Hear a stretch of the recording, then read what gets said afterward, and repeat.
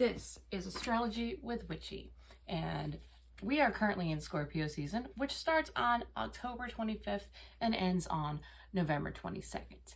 Now, what I have here is 1975 version of the Witch's Almanac. So it's pretty interesting to see how far back everything goes, and I'm really highly curious to see if anything correlates or is still relevant to how we feel today when in the astrology sense. So basically, I'm going to read what 1975 says your Scorpio season should be like. So all of my fellow Scorpions, you know who you are. This is what it's telling you. Starting on a note of relief or aftershock, the intense energies at work in or early Scorpio may make us tired, which is basically every single day of our lives right now, pretty much. Hard work brings accomplishment. We feel expansive or hopeful. Maybe we do. Maybe we're hoping to just get this damn year over with. But the shadow of poor judgment over the last 2 months still threatens. Again, the last 2 months, I'm pretty sure across the board has been kind of shady for a lot of people. A sudden decision or change of plans is likely, maybe more than one. Yeah, that's every single day. Unlearning is as important as learning. So basically, even as much as we learn and as we grow, sometimes those bad habits have to be unlearned. We have to get out of the negative ruts that we put ourselves in. All our trains of thoughts that we just do things because that's just how we always do things. It's time to unlearn those. If you have the urge to be devious in regard to assets or material things, it may not be such a bad idea. So Scorpios, let me know how that works out for you. Simple, traditional, inner circle pleasures best. Plan to stay close at home. There might be a cold spell. Again, it is almost November. There are going to be cold spells throughout the region, even where I'm at in the south. It's going to get a little bit chilly soon. We're going to prepare for our 2 weeks of winter. In the world of reality, transportation is impeded as a result of erratic shocks in the past month. A woman singer or creative artist, somewhat exotic, heals souls with her gift. Just think about a female artist that you look up to. How does that affect you personally? Much backroom chicanery going on in struggles for power. You can check my pronunciation on that because I have no idea. It is Chacanery. Tell me if I'm wrong. Telepathy or a similar occult subject makes news. I do know currently the occult, new age things, metaphysical is actually becoming a little bit more present in a lot of people's lives, and coming a little bit more mainstream. Verbal bombshells. Maybe a leader goes berserk or awry in public. Well, we have an election coming up soon, so I'm very interested to see how that goes. A condition of standstill prevails in conventional power centers. Plain old human work and effort seem isolated from these doings, but there are resources, solutions, if we knew where and how to find them. There's always a simple answer to a problem. No matter what happens, no matter what you do, there's always a way to fix it, and it's probably not as complicated as you think it is. Emotional, sexual changes of the month. A moody month with early, half-expected, sensual, but somewhat blocked feelings, timing in either right on or entirely off. So it's either going to be hot or it's going to be cold. One or the other. There's not going to be any in between with this. Let's see. Joy comes from making the grand scene with your sweetie. So who cares about what anybody else thinks? This is telling you, make a good entrance.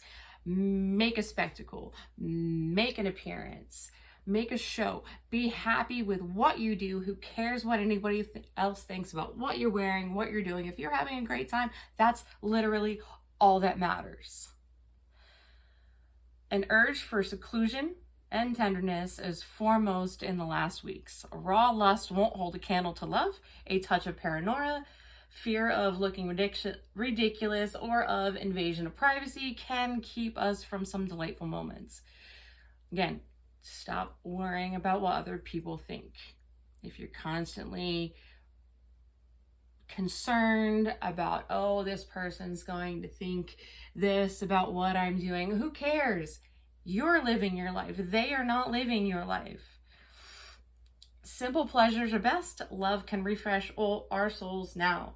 A certain restraint in sexually trusting strangers is wise, though. Yeah, don't just crawl around with anybody, because sometimes that can lead to very bad things. Again, this is for specifically Scorpio season. And let's say it's telling you that amethyst is also related to Scorpio. And what it's telling you about amethyst right now is the name of the clear purple or blue violet variety of crystallized quartz comes from the Greek word amethystos, meaning not to be intoxicated. Yes, you heard me, and I know there's several of you right now who is grumbling because I know who you are. It was the jewel worn by the high priest during the initiation rites into Eleusinian, again, check my pronunciation, Eleusianian, mysteries, in order that he might not become confused, distracted, or overwhelmed by the intense fascination with external phenomenon. The usual interpretation that amethyst was merely means to prevent drunkenness falls short from its original significance. The secrets of Eleusis were never revealed, but in times of Dionysus, the god of wine, was worshipped there. So in those days, amethyst was related to basically the god of wine. It's also somewhat similar of the color. During the Middle Ages, the amethyst was not only called wine stone, but became associated with sacrifice, as was the god. In this context, the gem was an amulet of protection for both hunter and soldier. So that's not quite on the wine note, but this is in a general sense. This is where we get our definitions and meanings for amethyst back then. An amethyst placed under the pillow was believed to bring a sleeper prophetic dreams and ensure the memory of them. In Agrippa's time, Scorpio marked the grape harvest and the slaughter of animals for winter provision, combining wine and sacrifice, twin characteristics of Dionysus and the amethyst. So that's a little bit of background history, which is kind of cool to find out the gemstones. I mean, I'm into crystals, obviously. I don't know what they all mean. Do not ask me. Basically, I see one that I think looks cool. I ask what it is, and usually it kind of winds up fitting with how I'm feeling at the time, which is pretty interesting. But as a follow-up for Scorpio season, it also says continuing electrical discharges make it harder to steer, so a walking pace is good now. Loyalties are tested or reaffirmed. They're going to basically, you're going to find out for sure under many circumstances if it's going to work or if it's not. It's going to be tested, and it's also either or going to fail or work. That's what it's telling you now. It said the squeaky axle gets the most grease, but be prepared to go into neutral and coast until a source of grease presents itself. Don't just go full swing if you don't have enough gas in your car. You cannot drive over the 50-mile bridge if you have a quarter tank of gas in your car.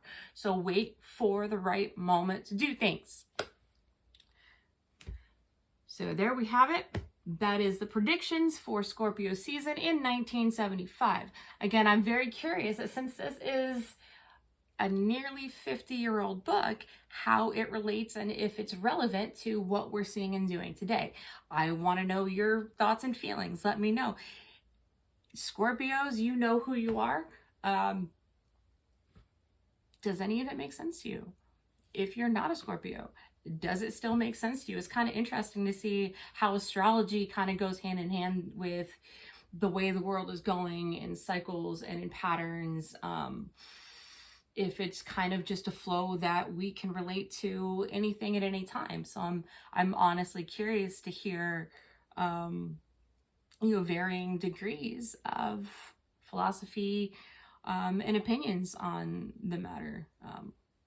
Very interesting to find out. So if you're interested, if you would like to hear more, if you have not gotten annoyed with me yet, like, subscribe, leave a comment, let me know what you think.